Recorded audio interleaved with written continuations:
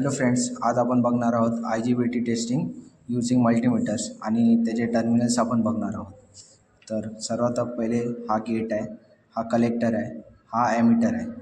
आपण मल्टीमीटरनी कसे चेक करतात ते बघूया. सर्वात अगोदर मल्टीमीटर आपण डायोड मोडवरती सेट करू आणि हे जे पॉझिटिव्ह आणि निगेटिव्ह प्रॉप्स आहेत मल्टीमीटरचे, पॉझिटिव्ह प्रॉप्स आपण IGBTच्या ॲमीटरला ठेवू आणि जे निगेटिव्ह प्रॉप्स आहे ते आपण IGBTच्या कलेक्टरला ठेवू.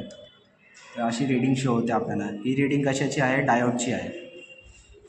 IGBTच्या कलेक्टर आणि ॲमीटरमध्येच डायोड असतो, त्यामुळे इथं रीडिंग शो होते. याच्या व्यतिरिक्त कुठल्या आपण टर्मिनलला ठेवलं तर OLच दाखवणार आहे. कुठे पण आपण ठेवलं OLच दाखवणार आहे.